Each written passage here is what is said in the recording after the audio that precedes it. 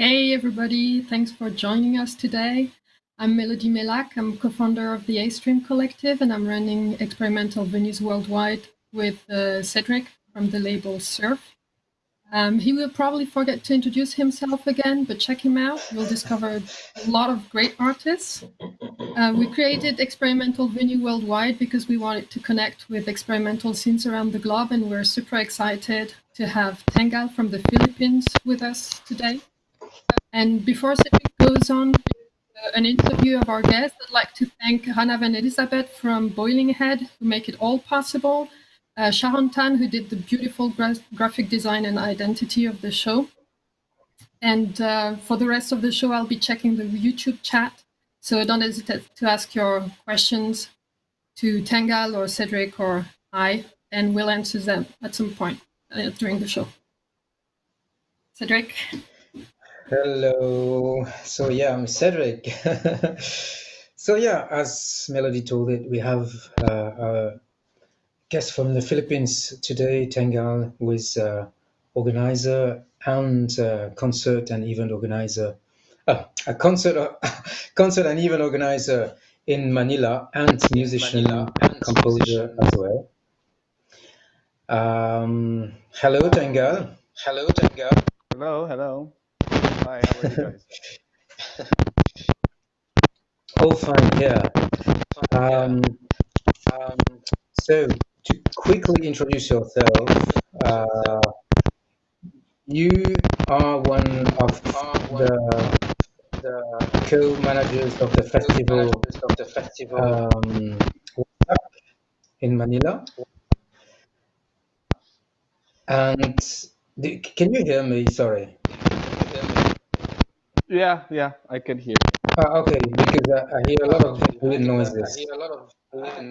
I think your microphone is hitting your body. All right. Like this. Electronic body music. Yeah. Sorry, yeah.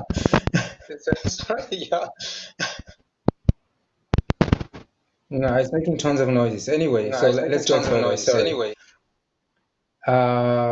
Could you speak a tiny bit about how you started, how you started to organize concerts in the Philippines, and if you started to organize before you started to compose and play music, or the other way around, or both together?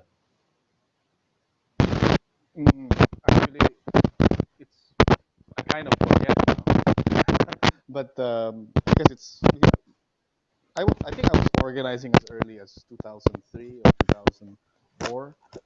This was during the time when I was still in college, and it was an interesting time in Manila because there was the sort of like the last days of artist-run initiatives as art spaces, and the beginning of Tengal, I think it's your microphone hitting your body. Really?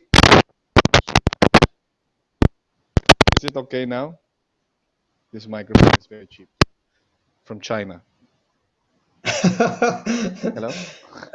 Yeah, it's better. Yeah. All right. Okay. Yeah, so I was saying like I was organizing or become active in the scene during the time when an interesting moment where digital arts or digital sort of like internet and computers were happening in a larger scale or more affordable scale in the Philippines. And this was also the end of course, people are going to contest it. Sort of like the transition between artist-run initiatives and the birth of the art market and commercial galleries. So we were somehow caught in between this, and we were experimenting and doing music, kind of like without, just from listening online on the internet or getting like CDs from friends who traveled abroad.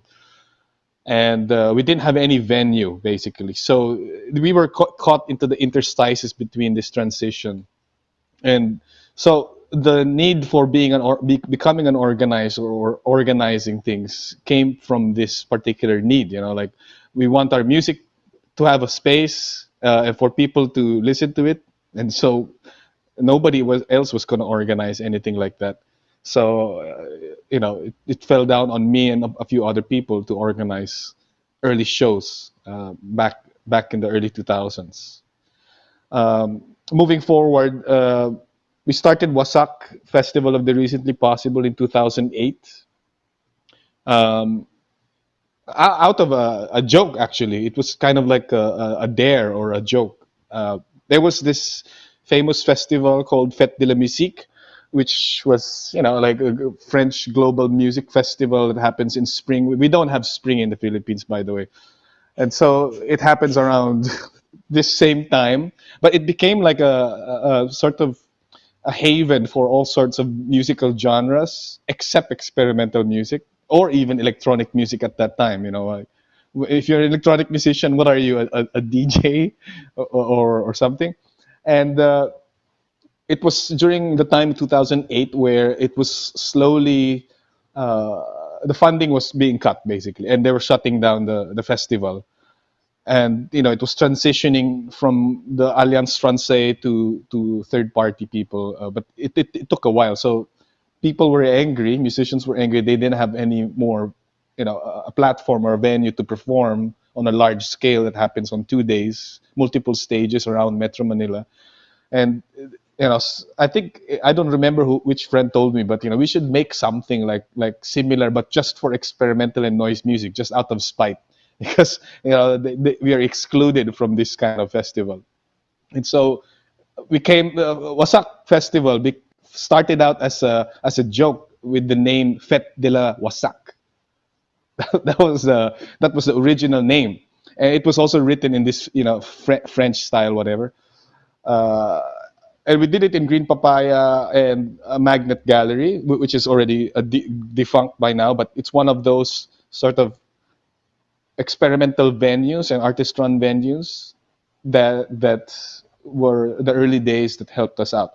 So moving 10 years forward, like, actually nobody really expected. I didn't really expect this to be this big, after, I don't know, having more than 300 plus artists invited all over the region and the world, more than 20,000 people attending over 10 years, countless projects, friends, and whatever. So from this little thing, became a little bit more serious. It had a life of its own, and in some sense, it's kind of became out of control.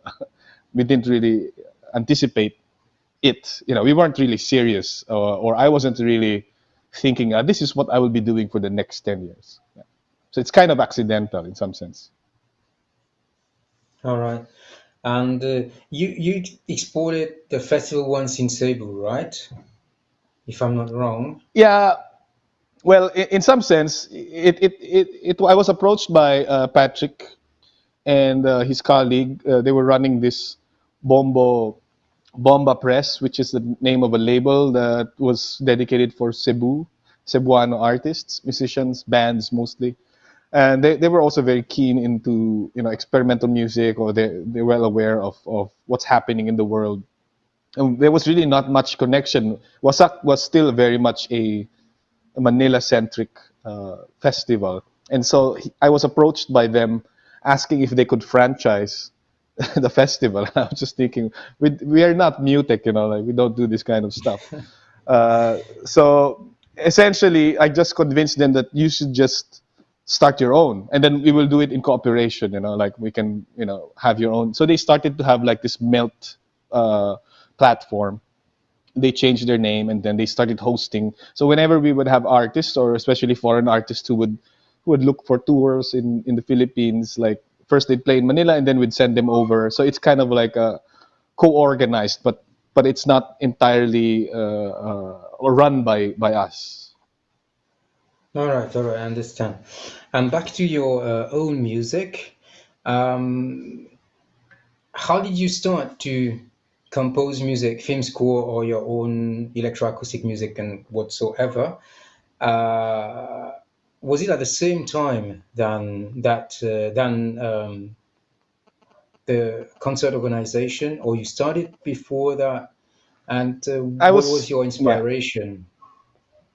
Yeah. It's a pretty loaded question. Well, I started making music first. I came out from in high school. I was playing in a band, like was typical. We would cover rock songs and stuff, and but the musicians were talented, and then I was just thinking like I want to try to do it in this direction. So it wasn't completely electroacoustic yet. It was in the context of a band, which eventually became a short-lived band called Itay, which is a palindrome, but it also means eat shit in Tagalog. So and people's influence were different. Like one guy was leaning more towards jazz, the other guy was more into like death metal, hardcore, punk, whatever. So it was kind of a mix. And I took this opportunity to sort of compose, essentially, just by accident in high school. I was just like writing, scribbling on paper. I knew a bit of music notation because I studied piano when I was young. And but none of them could really read it anyway. So fuck it, right? So I just decided to like write it whatever the way we could write. So it's in these yellow pads where we would write and draw lines, and then this section, and this is when I was sort of experimenting. I had tape recorders at that time, and sort of experimenting the very basic concept of electroacoustic. At that point, in that age, I have no idea what that meant. Even like there was no proper education or anything. It's just like, oh, this sounds cool if I put it on a guitar pedal, or if I splice this tape with that tape, it kind of sounds cool. So it was more of an experiment. So the band was playing pieces of the music alongside tape. So this was the early foray onto it. And then obviously the only venues we could play at were sort of like death metal or punk shows. They would invite us because they just couldn't figure out what kind of music we were playing. And also we were playing in schools, so ladies and gentlemen, here is Itay, like just in front of children. Ladies and gentlemen, eat shit, and then we would come out of the stage and start playing, right? Like if you hear it like that, and then they would just be like, "What the hell?" People would just stand there and like they couldn't understand what's going on, like multiple musicians doing different things, and there was like this tape machine that was playing like weird audio bits and collages. So eventually that forced us to the need to sort of like organize. It's mostly came to me. Like I met this guy who was starting this magnet art gallery, and he had a small venue, and that's where we started. We organized monthly shows there, and he couldn't understand what we were doing anyway, but bit by bit, eventually people went in, and I think they were curious. I think the first initial reaction I would get from people is that they seem to be accepting of the noise, especially if there would be like some harsh noise acts. And I don't know why. And then it just occurred to me, Manila is a very noisy city. Basically, it just sounds like the street. Harsh noise is nothing. It doesn't shock anybody. So, moving forward in terms of inspiration, I would say, I don't know. I would have tapes sent in from an aunt from New York. And then I was reading Wire magazine, obviously at that time there was still no internet, and then there would be like, oh, what is the description of this guy is kind of interesting.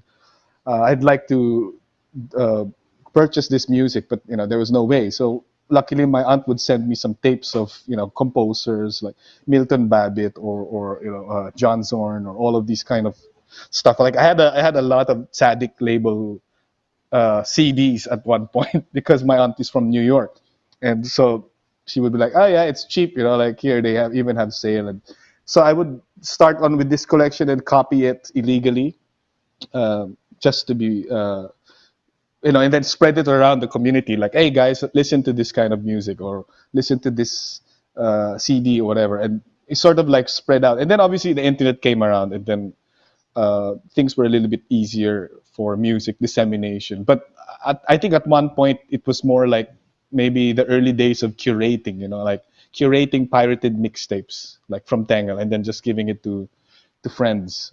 It's like this music, that music, I like this music. So it kind of came into this, eventually leading down to me curating big festivals in the future. Started out kind of like this. Yeah, obviously there was also another thing I forgot to mention in terms of the influence. Sorry, I forgot to mention one major influence, which I totally forgot. Well, I studied briefly for a year and a half in the Conservatory of the Philippines. which amounts to nothing. But it was during this time that they had a library of all of these experimental music that like John Cage, whatever, all of these things, and also Dr. Jose Maceda, national artist and also composer, was there during this period, but he was already retired.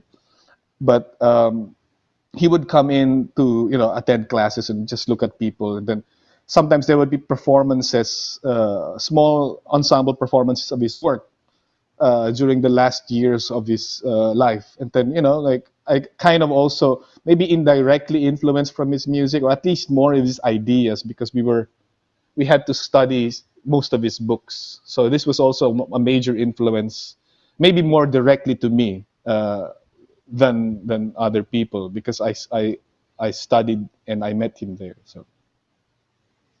Yeah, okay, I understand. Indeed, for people who don't know, and watching us, Jose Maceda is one of the pioneers of experimental music in the Philippines. Among other things, he was also an ethnomusicologist who built up a huge archive that is still at the UP, the University of the Philippines, and being digitized. And so now we should switch to your live session, Tengal. Sure. So you're going to present us a music piece now. Yeah.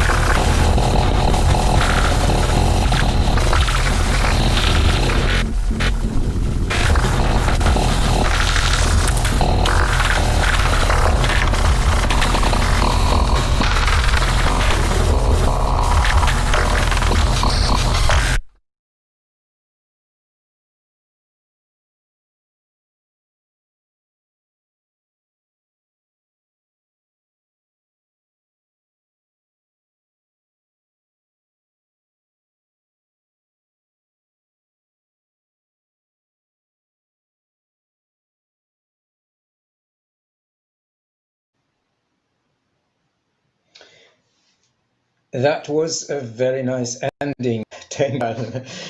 Thank you for the live set. Thank you. um, Thanks for having me. you're fine. Um, so we spoke a tiny bit about how you started to play music and when and how you started to organize concerts and events. And we spoke a tiny bit about the Wasak Festival and Fête de la Wasak. And the thing is that right now in the Philippines, everything is put on hold and nothing happens anymore. And there is a huge crisis regarding the COVID situation and the way it is not handled properly by the government, most likely. So artists are facing very bad issues, losing their main incomes for those who only work with art and music, or simply not being able to perform or organize events. And you told me a tiny bit about projects that you are trying to set up now through Art Restart Asia, for example. Could you tell us a tiny bit about it? Well, it's a new initiative that me and a few colleagues have been planning for a few months, and it's just really to start a dialogue. So we don't really have any agenda, and except just to perhaps have an inclusive safe space for artists and cultural workers to engage into this new topic. So essentially, we're just focused on one singular thing, and it's an initiative that tries to rethink a new creative economy and with new modes of transactions, and whether it's financial or non-financial, and how we can all cope and how we can move forward in this new normal, so to speak, and particularly in this new regime. So right now we launched it 2 weeks ago. We started out with a survey, a series of questions, just 3 questions, but it just deals with the basic premise or basic question of how have you been surviving this pandemic. And we've had a lot of interesting answers. This weekend we're going to publish the results. We had maybe almost 50% of people are split into two. Most of them are continuing pre-existing jobs, and a large part of them are trying to do stuff online, sell their work. But what's interesting for me is that there is maybe an 18% of people who are not surviving. And there are also a large 70% of the people who answered the survey said that they're trying to do something new. Uh, they're trying something else essentially, and they're learning skill or something. So all of these are sort of like just to create like an artist pulse, what's happening really right now with the past few months, being in lockdown since March until to this day in September already. There's still no definite plan or clear plan, and obviously the government has failed their inadequacy for the past few months, failing to act on some things and acting fast. So the economy is dropping, and not just the artist culture sector is just a very tiny sector into this larger scale of things. But there's already almost 45% unemployment, or people who lost their jobs, for a population that's like 100 million. That's almost 50 million people without jobs. So that's fucking crazy, and not myself included. And it's sort of like going downhill. But essentially, I think we have to just try to survive. So this initiative is not going to provide any sort of like manual or magical solution. It's just really to have people discussing how we can rethink sort of these new things moving forward, like the problems that have been pre-existing from government infrastructure or having to rely on grants, or even problems with galleries in art market sales, like this kind of discussions that were already problems pre-COVID. Maybe we could start to think and also discuss how we can move forward with the new creative economy that would benefit fairly to everyone in exclusive space. Yeah, that's sort of the goal of this project. All right. And you told me also that most venues, if not all of them, have closed right now. Is there any hope that they will open again in the future or again in other places? Or will they never be existing anymore? Do you have any information regarding the kind of dark Well, future of the Philippines? And Well, in some, yeah, the past few months, it's been, kind of sad for the community. A lot of people, patrons, not just artists, but also because most of these places are also bars and, people where people gather. For example, Today X Future, which has been running for, I don't know, 12 years or more, finally closed their doors. And this was one of the first venues that really made it safe for LGBTQ people to perform and to do whatever. And so that community also is affected, and also a lot of other spaces, even the club 2020, where we had our festival last year for for a couple of club nights. They closed down just last week. So and I totally understand it. It doesn't make any business sense, because you can't keep closed for a long time when most of the sales, most of the earnings or the income comes from people coming in, buying drinks and paying the entrance. So, and there is no government support to this. There has been no sort of clear small business package fund or whatever that you can see in other countries. And what more about the arts or even independent music and art spaces? I think the only ones that have been surviving so far are the commercial galleries, although they do have some shows by appointment on physical space. They have all set up online exhibitions, which is kind of a debate right now. Like, some people are not keen to this, some people are not are okay with this, but maintaining, they still have to maintain the space. And to be honest, I can't really answer when it will be, when they'll come back. I have a feeling, and I know some people also, they do want to maintain the space, but maybe perhaps have turned converted first right now. Some spaces are being converted into sort of like office spaces or something like that, but with a cheaper rent or whatever. They're negotiating with the owners, and perhaps in the future they will open up again. But Manila has been known for the nightlife as well, and it really affected the whole industry of this, like bars, everything. It's just that, yeah, it makes total sense for me. It's sad, but at the same time, yeah, dude, like, save your money, like, just close it down. Like, it doesn't make sense. It doesn't make sense for you to keep paying rent when there is no income and you can't even operate. Bars are not allowed to operate, actually. Bars or concert venues or anything for since March. So it just it's just like, we don't know how long this will be. And to be honest, I think this is also where the case with the president is, and the government and his government, they're really just utilizing this lockdown to sort of like push their own agenda, keep people in line, keep people in check. A classic fascist move. It's really they prefer this lockdown. Actually, COVID is a good thing for this is my opinion, but it seems like COVID is like a great thing because they can start to implement all of these bills, anti-terror bill, whatever, which they just passed into a law.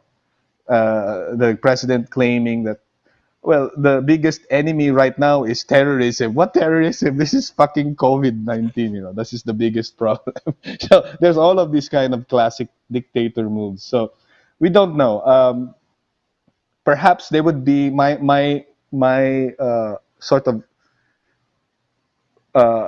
opinion about how this could move forward is that you have to play ball with the government. So essentially, maybe there would be a new license for you to be allowed to operate into this new kind of thing. And whatever that license would entail, it probably would entail certain censorship. So whatever, all of these classic Southeast Asian things, and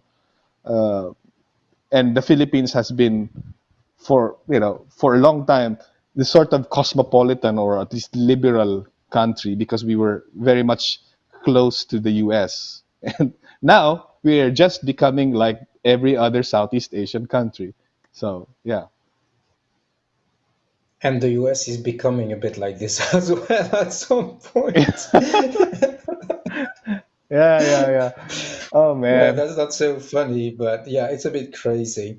But Yeah. knowing that that government now or in the past, I mean, with the Marcos family, has never been pushing this kind of art, even if venues open again or bars, most likely it might be more open for mainstream commercial events more than so-called experimental music or punk rock or whatever. Or Mm, I think I think I think maybe this is the weird part of the history of the Philippines where, and this is also one of the topics that not many people are talking about.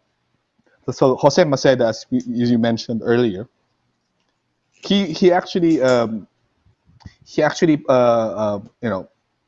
became very big and also got a lot of support from the government of Marcos, and simply because like he was doing the country, documenting the ethnomusicology and starting the first ethnomusicology department, and all of these Filipino music is. And for the Marcoses, this was perfect. This was great. Yeah, sure, we want to be our own, to have our own Filipino whatever.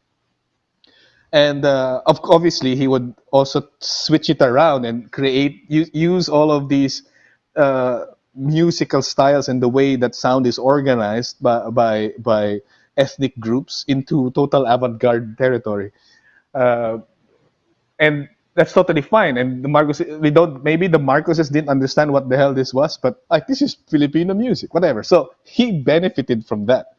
The thing with the so in some sense actually even the older generation would say that the Marcoses had significant contribution to culture in the Philippines during the 70s. But this Duterte government doesn't care about any of this. So there's a total thing, like uh, don't forget that President Marcos had had the wife, and the wife was like into these arts.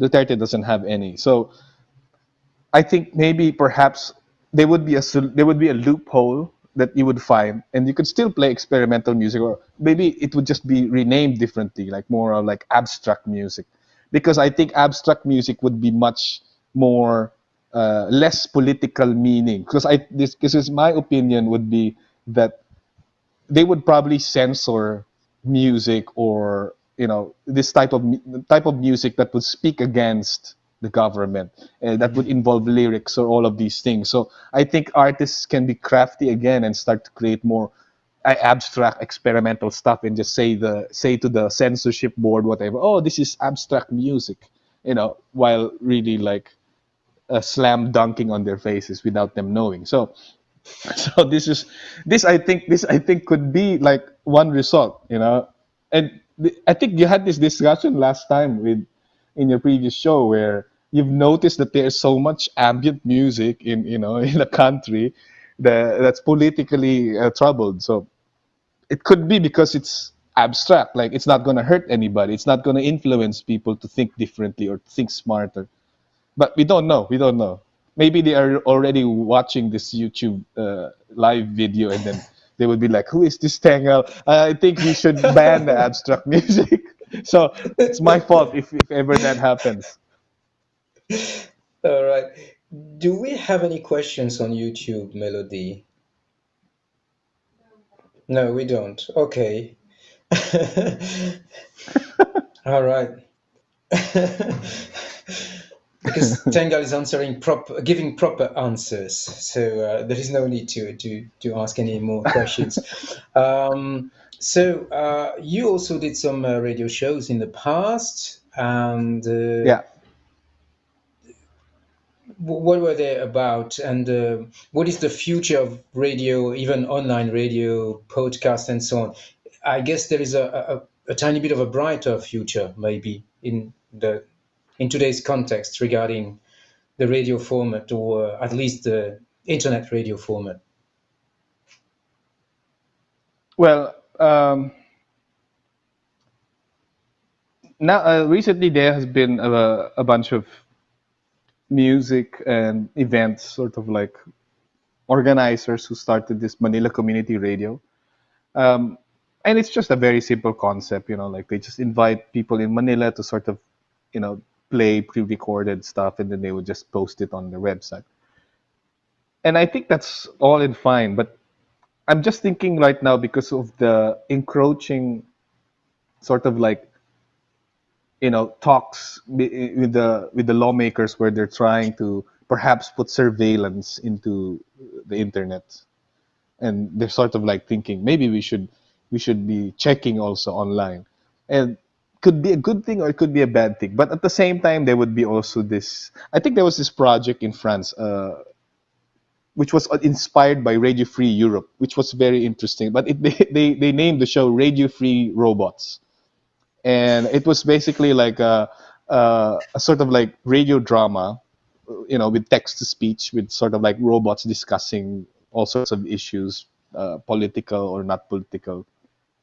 But I think there would be sort of like art forms like this that could happen. But when that happens, you know, who do you blame? The platform, if the person is not really a person saying all of these political things. I don't know. So so there could be sort of like, obviously the people will be shifting online, but I think there's two sides of it. One side would be they would be preferring more and more of this mega machine called Facebook or Instagram Live or all of these, or YouTube, and put all of their content there.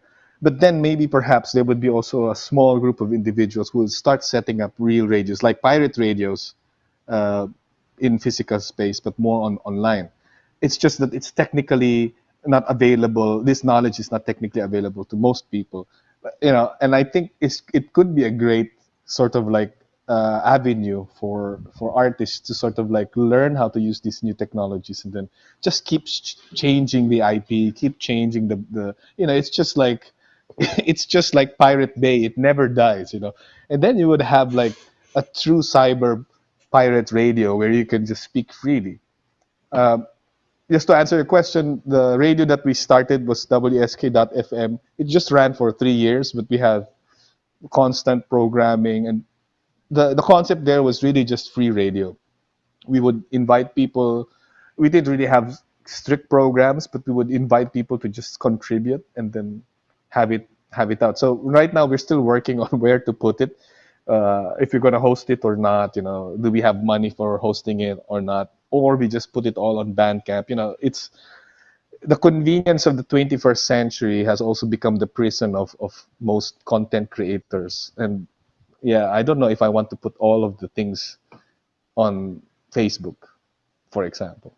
No, I understand. There is still the option of archive.org, which is often used by people in Indonesia, for example, which is free, not censored, and contains a bit of everything, basically. Not only audio, but visuals and texts, and so on. All right. Melody, still no questions? No? All right. Well, I think we are reaching the end very slowly or surely, unless you have something important to add to the conversation, a topic I missed, or not much actually. Perhaps maybe we still don't know the future of festivals, I would say. I think it's gonna be a really long time for this, for everything to recover. So this is also a big question for Wasak, or also for us. And we were thinking what we could do, what we should do. Should we continue working? And this is a topic that most organizations that right now, that's why I feel it's sort of like a that's why it feels like it's a coma, because people are not really sure what to do.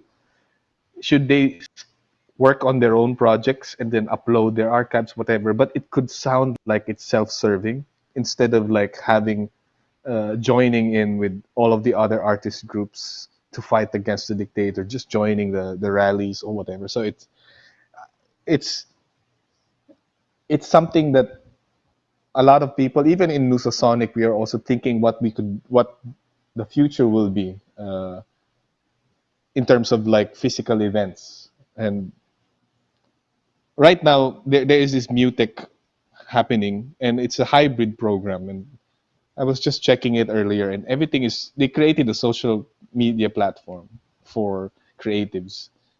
And it's fine, it's great, because you get to meet all of these people digitally, but it's just like it's not the same, you know. I don't know. Of course, My yeah. my maybe my last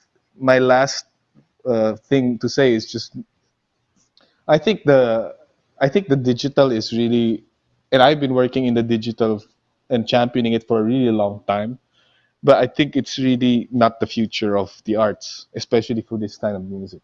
But it's the only future we have, the present future that we have right now. So yeah, let's hope that we all survive. Yeah, I feel you. I totally agree with this.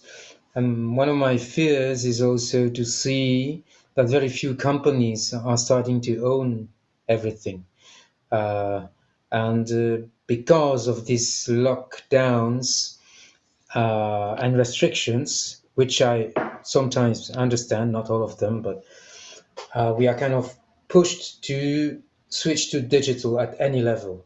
I mean, pay with a credit card or a bank card or your phone, and do a performance online. Buy digital music, because the post in some countries became a disaster, and some people tend to buy more digitally as well. Um, and I find it terrible. On my side, I find it Yeah, sad, and everything becomes under control. Anyone who is willing to, any government who is willing to, can see what you buy, what you consume, what you sell, what are your tastes, advertisers, and so on and so forth, or almost all of them. There are platforms better than others, but my fear is to see that so many people are keeping their Facebook account, for example, and are okay to see live concerts on Facebook, for example, and the news on Facebook. And yesterday, I vaguely saw that the DJ set policy on Facebook is going to change. I did not follow the whole story because I'm not so much into it, but that apparently it's going to be more centralized for big names. So the small artists will be excluded once more. Like, small artists are being excluded from mainstream platform like iTunes and what's the big other ones as well. But it doesn't Spotify. Yeah, matter. Yeah, exactly. Where I am not and where I don't want to be. But I find it terrible, basically, and I'm a bit distressed to see that so many small artists like us, like you and me, are also trying to be present there in hope to monetize, like some say, but it's never going to work for small artists. And in that sense, I think that yeah, yeah, we still need the concerts, the festivals, I mean, the physical ones, and also to meet the people, to have this real exchange, and not this kind of cold digital relationship, which yeah, can be yeah, convenient if you cannot yeah, yeah, travel, if because we can also gather together people from different continents, fair enough, but uh, to me it feels like being in a spacecraft, basically. So many people want to go to colonize other planets, but it's a bit what we are yeah, experiencing now. You are in a spacecraft, and you cannot be inside a venue and perform directly for your fans and see them, touch them, give a vinyl or CD. No, you're from thousands of millions of kilometers and sending things with no hope to ever meet anyone. It's I find it awful, basically. I just hope it's not going to stay like this forever. Yeah. Yeah. Well, the Russian vaccine is still needs some, people to test the third phase. If you would like. Well, we will try it first. That's what the government is going to try to do. They said that they made a deal with Russia that we will have human trials. Filipinos. And I'm just thinking, did these Filipinos volunteer? But yeah, that's the I totally understand. I totally get and share the same sentiment. I just at the moment this is what we have, and yeah, it just we just have to endure, I guess, and survive until there are other ways, and always constantly think and discuss with others what are the other ways, And what I realize is that in some parts of the world, like Europe, it's leading to free parties again, techno mostly, but not only. So maybe there will be a comeback of all those free parties. There was this techno scene in the 1990s, if I'm not wrong, in the Philippines. Yeah. Right? There was. Yeah, okay. Yeah, exactly. Well, let's see where the future will lead us to. Thank you a lot for your time and your very interesting answers and comments and opinions in general. Yeah. And well, hopefully we'll meet again sooner or later in real, not only here. Sometimes, well, not so soon, I'm afraid, but that should happen again. Yeah, well, thanks for everything, and thank you for everybody who listened and is going to listen to us also, because it stays on YouTube anyway. And please check Tengal's music and activities in WASAC, WSK, and Green Papaya. Also, this archive we didn't talk about basically, but time runs. And all what was going on in the Philippines, basically. Yeah, not going on anymore. But all right. So Melody, next session will be, I forgot the date, I'm sorry. On the 20th. Okay. 20th of September with Shadwali from Egypt. Yeah, from Alexandria, and she's an audio-visual artist who does interesting projects as well. So that's it. Thank you and bye-bye.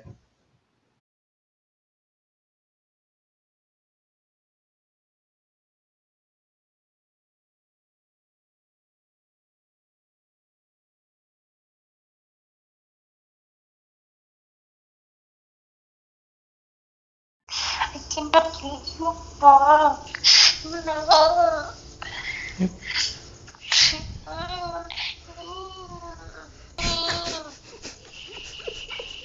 Yeah. Gets reward this.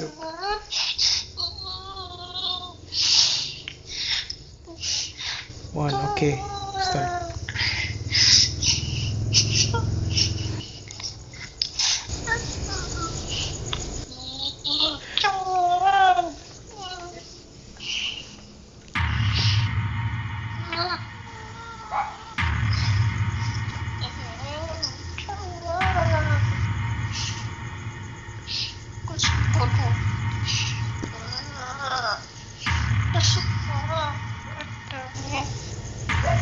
What?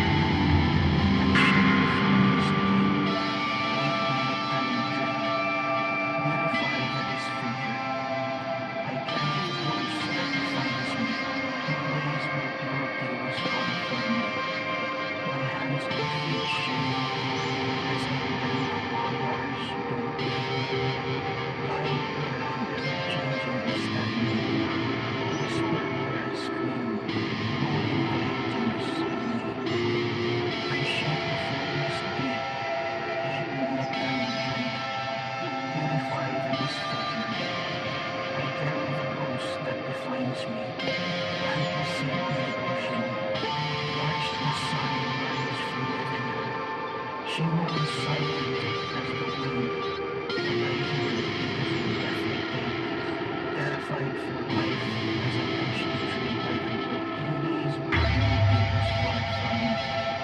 My hands were feet shaking as I bent where bars won't bend, bowed where I had ever-changing understanding, whispering where I screamed, holding the emptiness in me. I'm shaped from this point